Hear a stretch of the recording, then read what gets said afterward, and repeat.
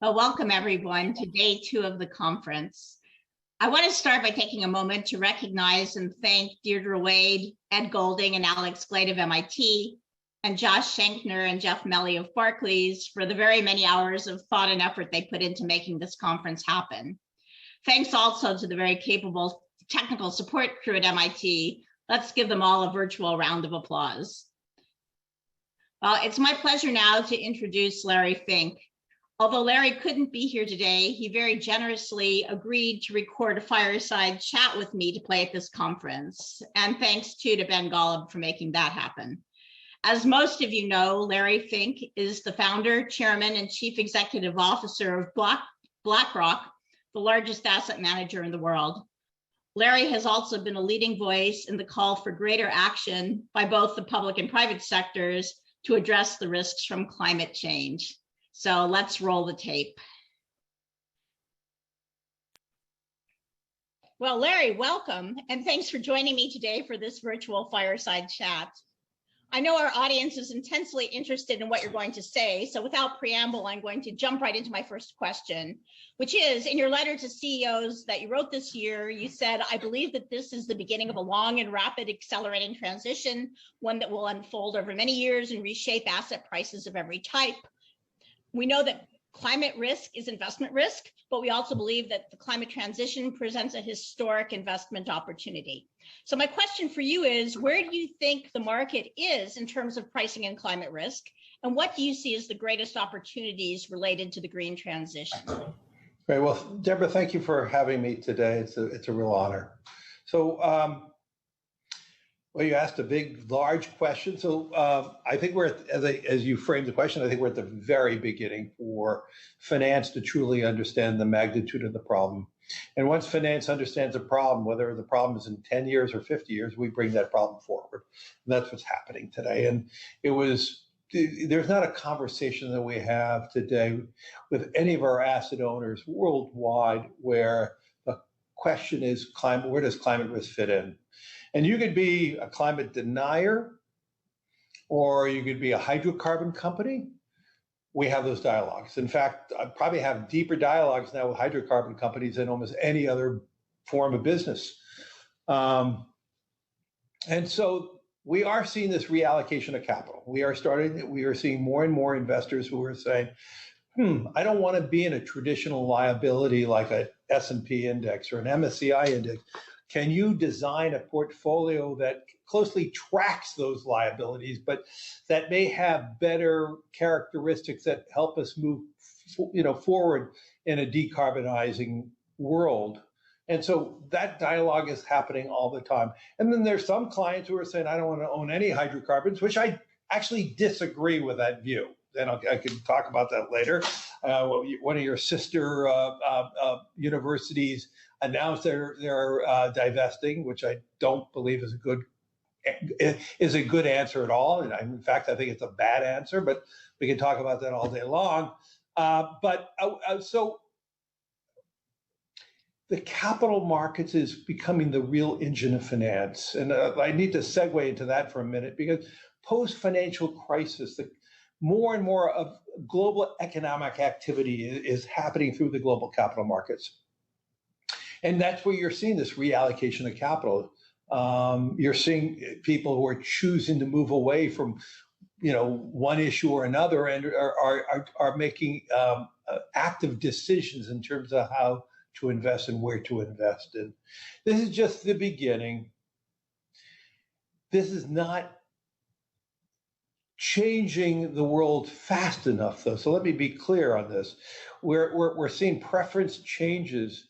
But do I believe what's going on in the last year and a half, is that going to be changing the pathway of a more decarbonized world? Probably not. Maybe on the margin, and we all are thrilled on the margin. But if we're going to move forward, we need, and MIT certainly understands this, we need huge investments in finding new technologies to bring down the cost of green, whether it's green cement or green hydrogen or green steel or green agriculture.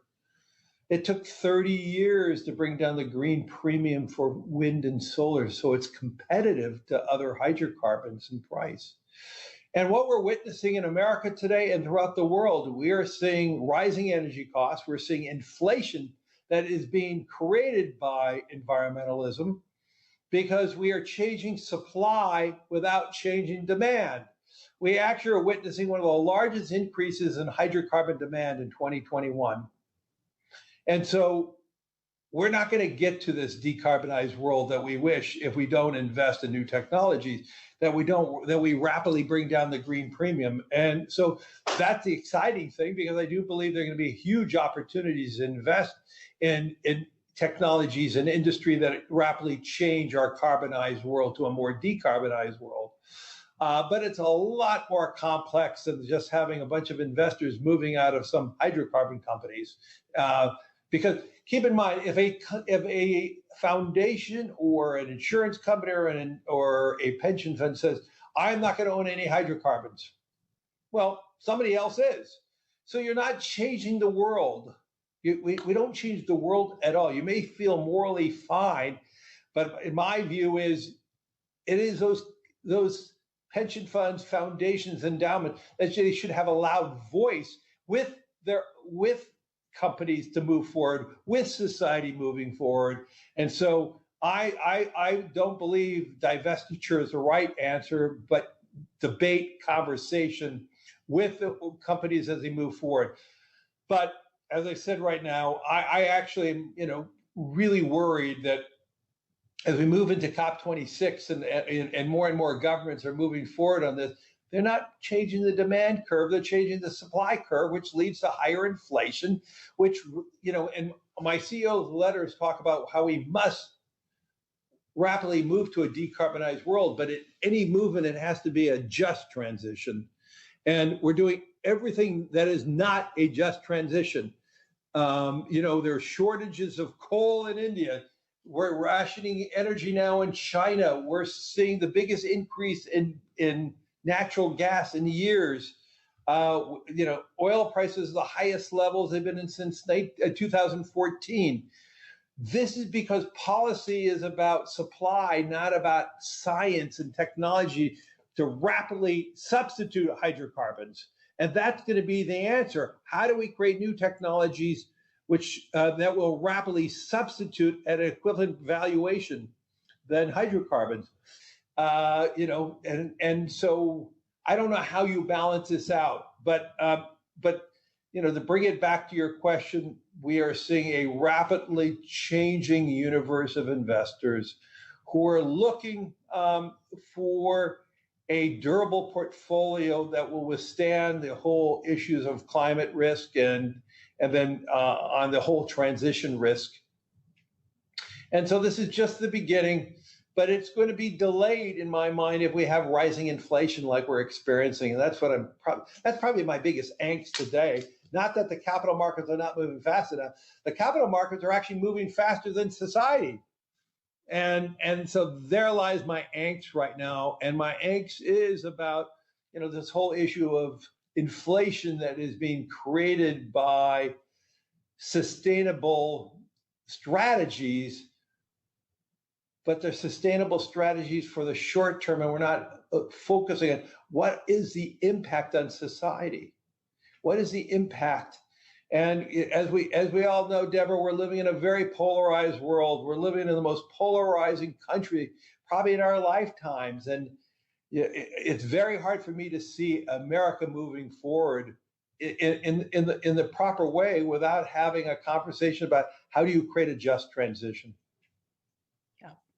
So you've touched on big issues that really resonate.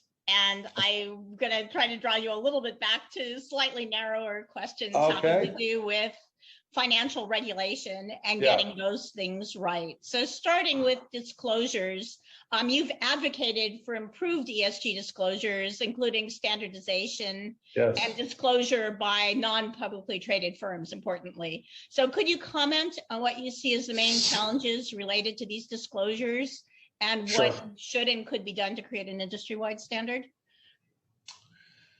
Well, let's be clear. Transparency is transparency. We see all the ugliness and all the beauty. And so I'm a big believer in transparency.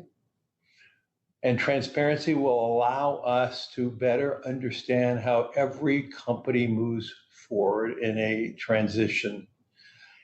We are not dictating how a company goes forward, but we're asking each company to be transparent and tell us your pathway.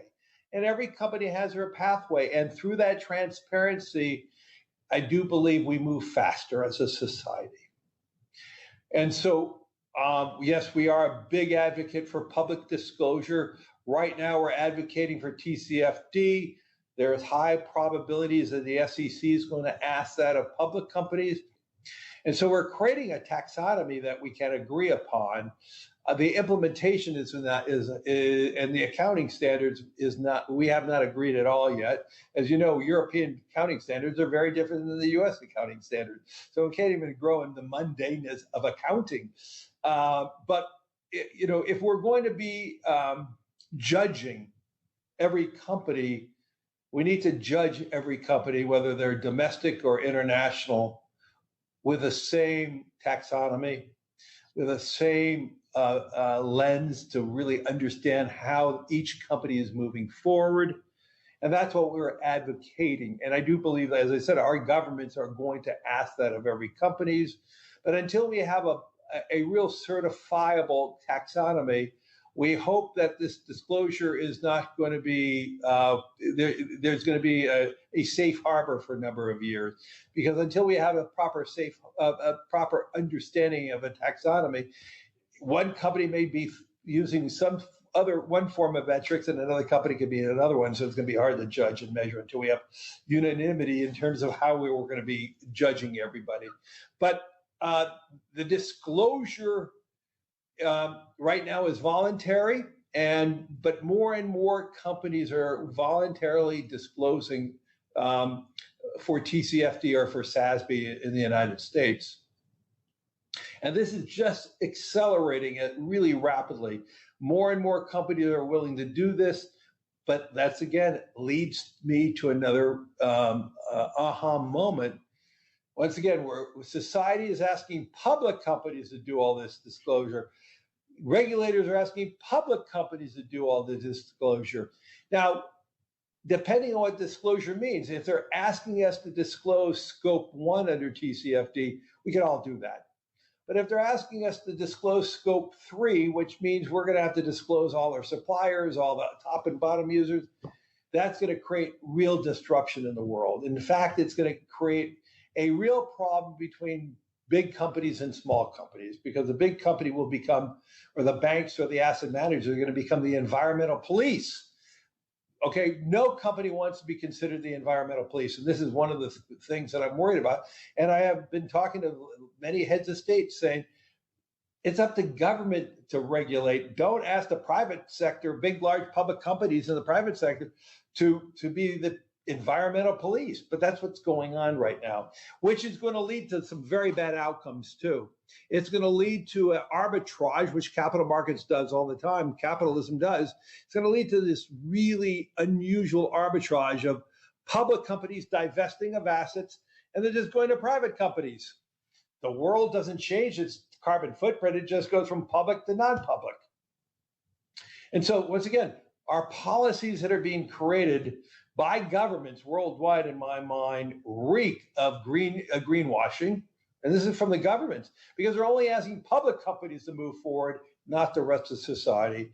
And that's going to lead, in this very polarizing world, even more polarization, more unrest between big and small, more social unrest. And so unless we get everybody buying in, it's going to lead to some big social issues. And so I'm a big player, big believer in disclosure. I want to move forward. But what I can tell you, Deborah, the public firms, the public capital markets are moving faster than any government and moving faster than all of society.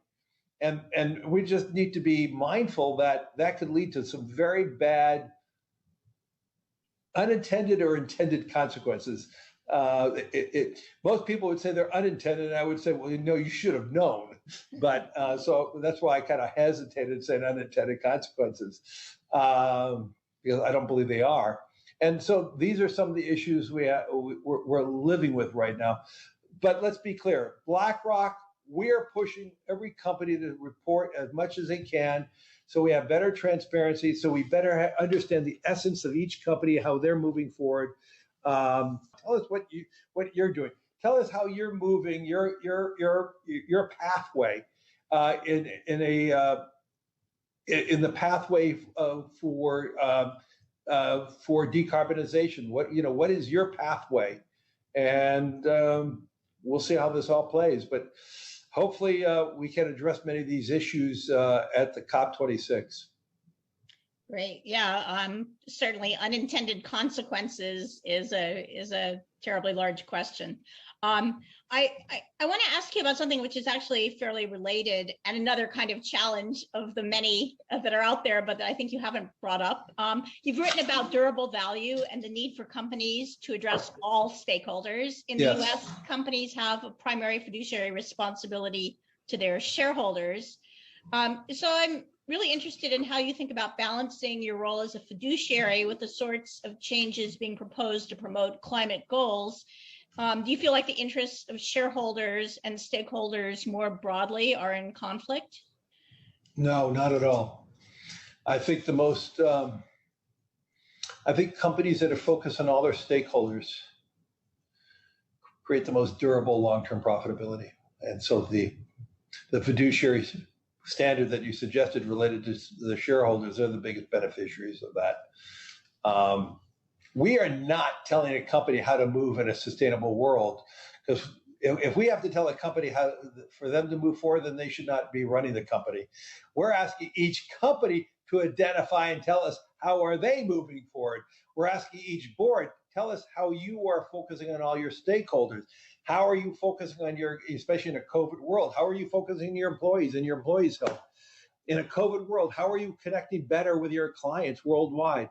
And in this deglobalizing, polarizing world, how are you building your relationships in every community where you work, whether it's a community within the United States that are very different, or how are you building your stakeholders in different countries, whether it's Mexico or Japan or Italy or China or the United States. How are you building that? So to me, it's all consistent. And the companies that are focused on their stakeholders do produce the highest and most durable profitability, so their shareholders are benefited. Related to, you asked me specifically on climate and climate risk. Our job is to judge the output of a management team in a company, not for us to be telling them how should they move forward. If we disagree, we may vote against them, but because we believe that if climate risk is investment risk, and we believe that this company will be impaired because they're not moving fast enough, and or we're seeing a company in their industry moving faster, then we may be reallocating capital away from that one company and buying more of the other company. So that's that reallocation of capital that we're talking about. So I think it's it's actually very consistent. But let me just step back for a second. In the US, we have the highest standards of fiduciary standard rule of any country in the world. In Europe, you can invest in sustainability because sustainability is a societal demand. So you don't have to quote unquote maximize profits in Europe. In the United States, under the fiduciary standard rule that the DOL has created, which the only fiduciary standard you have is to maximize profit. And you have to justify in the United States and document why you believe, let's say, climate risk is investment risk. This is why at BlackRock we're spending huge sums of money, huge hiring of talent in this area to build the best analytics and data to understand climate risk as investment risk. And so our Aladdin system, we hope one day will be one of the world-class technology systems that help analyze climate risk. And so we believe we'll have we may be wrong. I mean, here, as long as you justify you have an investment decision and you're doing it on investments, not on social views, you meet all the standards of the Department of Labor. on that. And so our theory that climate risk is investment risk, and it'll impact each company specifically, and so we have to judge it that way. And we hope through our analytics and satellite imaging that we have to really show where climate risk is the most impacted. And then obviously we have to work on transition risk at every corporation level and see how company A and B is moving. But I believe that's our whole foundation. We want to have the analytics and data to do that, so we are, as good a fiduciary as we possibly could be in terms of meeting all the standards in the United States. Great. So actually, data analytics is a place I want to dig in a little more deeply. As you know, that's something we think about a lot here at MIT. And also, as you know, the dramatic growth in relevant corporate disclosures and unstructured data has created what seem like unprecedented opportunities to enhance climate analytics. I know BlackRock has developed quantitative tools like Aladdin Climate that you just mentioned that incorporate climate change into valuation. So I'm curious, how much confidence do you see the market placing in these tools? And for us, it would be helpful to know what research or data from the academic community would be helpful so that we can better price climate risks. So we've been very methodical in building out our technology, and we've done a couple strategic acquisitions of models and technologies to help us understand that right now we have as good as satellite imaging, and then you overlay a model of climate and how climate change and how that overlay will show whatever it's water table or heat or wet bulb issues related to farming, all the different models, and we can determine what, and then you overlay where, let's say, mortgage-backed securities or commercial real estate or municipal bonds, you can see where, what asset is going to have the biggest impact from different changes in temperature and what does it mean. And as you suggested, through better disclosure by each company, we're going to be able to be better judging beyond climate risk, but how each company is moving forward on a decarbonized path. And through all that data, we're going to be able to better judge, especially industry to industry, judging every company that's in one industry. We'll be able to better measure how each company is moving forward on this, and are there stranded costs, stranded losses that that are going to be impacted, and all that. The one thing I should just pause. Close to 2/3 of the money that we manage on behalf of our clients is retirement. And so the assets that we manage, all $9+ trillion, more than it's retirement, it's long term. And so these issues like, climate risk and the impact out 10 years has significant issues for us and our asset owners. So we're building out this data and analytics. In the next few weeks, we're actually going to be rolling out Aladdin Climate to a couple of our large clients. There'll be our beta sites to see, about how they're utilizing it and what to do. We did a couple other acquisitions of teams related to transition risk and trying to overlay that. And as you said, we're with more and more disclosure, we're going to get a slew of data.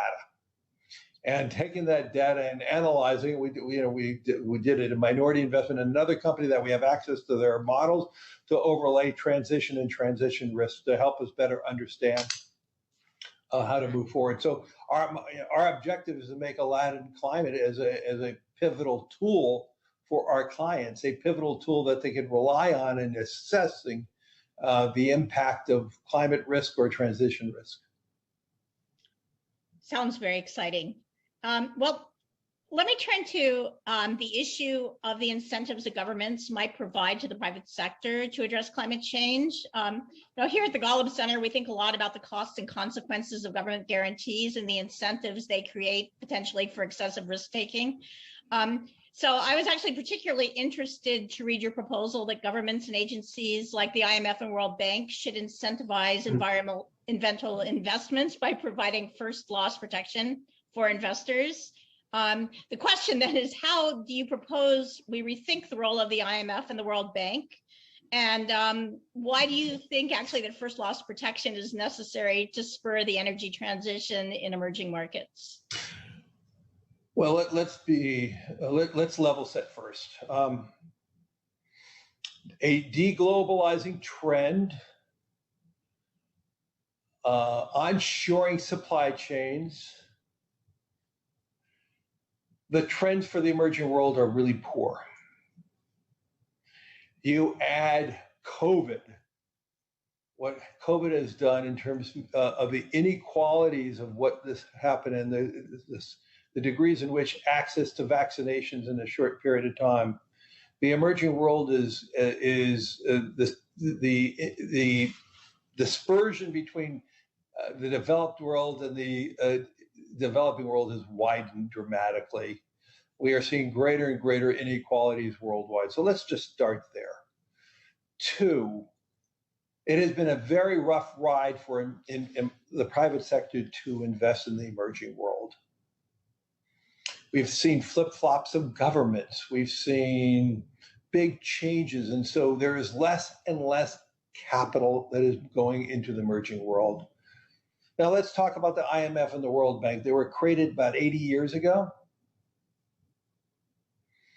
They were created under one model, and that model was based on bank balance sheets. Historically, the lenders to the emerging world were banks, as the subordinated lender behind, let's say, the World Bank or the IMF. The financial crisis all but stopped banks lending to the emerging world. Just too costly of capital.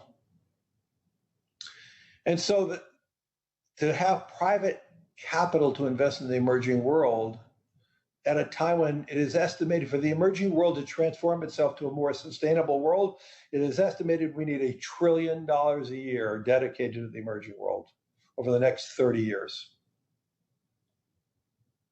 Right now, it's estimated only $150 billion is flowing into the emerging world. Now, that may sound like a lot of money, but it's not. And then I would just overlay the private sector's experience on Argentina. About 6 years ago, Argentina was recapitalized by the IMF. The Argentine and the IMF really encouraged the private sector to go into invest. Private sector invested about $30-40 billion into Argentina. And 5 years hence, new government.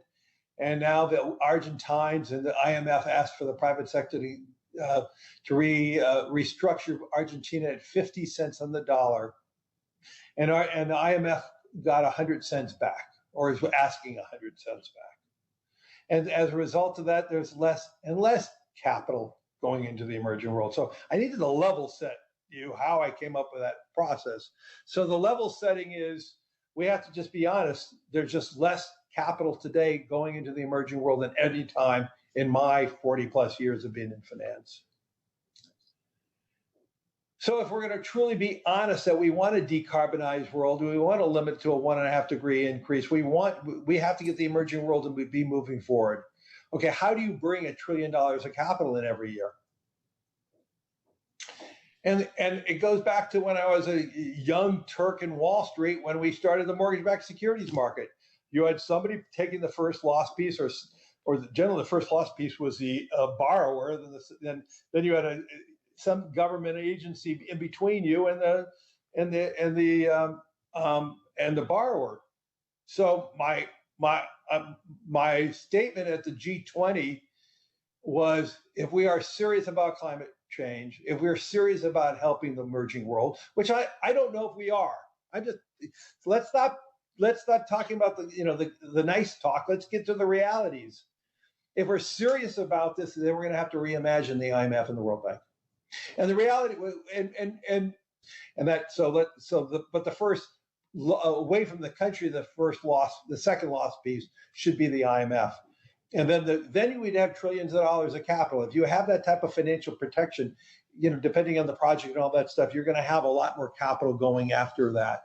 And so we have to use our experience in the mortgage-backed securities market of how to really attract a lot of capital that's going into the emerging world. and ultimately the capital markets will balance all that out. So if it's a good value, a lot of money will flow in there. It'll get cheaper and cheaper and cheaper, and that's all good for the emerging world, But we're not going to get there. We have to start with a statement and say we are not getting there right now. If this is where we want to go, and if from what I hear, this is where the world wants to go. We really want to have a decarbonized world. Okay, we really want to have a decarbonized world. How are you going to address this gap, this 85% gap in funding? How are you going to address it? And so, I had a conversation with a head of state today, and I brought this up again. I mean, the reality is, if we're serious about this, the equity owners, and I'm not, America is one of the lead equity owners of the IMF and the World Bank.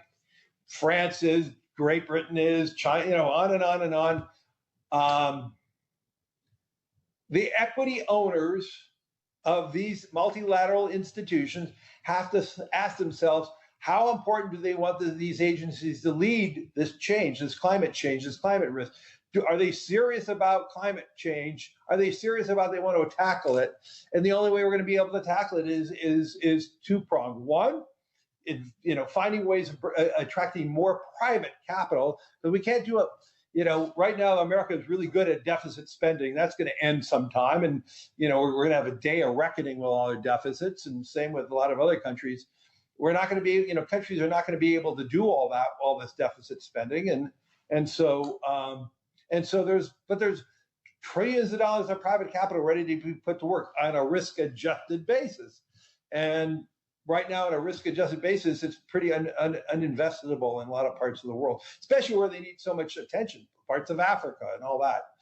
The last thing I would just say, when you overlay where climate risk is going to be the worst, all the models, all the studies show it is the equatorial part of the world that will have the most severity from climate risk.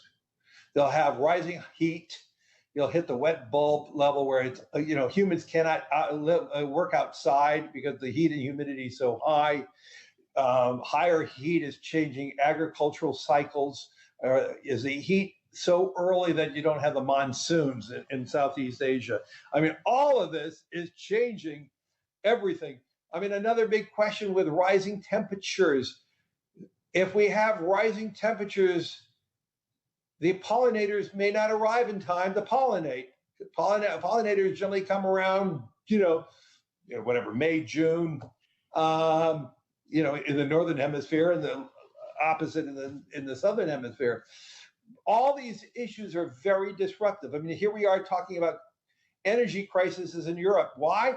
Because of the rising temperatures have changed the wind patterns of northern Europe, and so they have now a gas shortage because they had to use more gas in summer because we didn't have enough wind.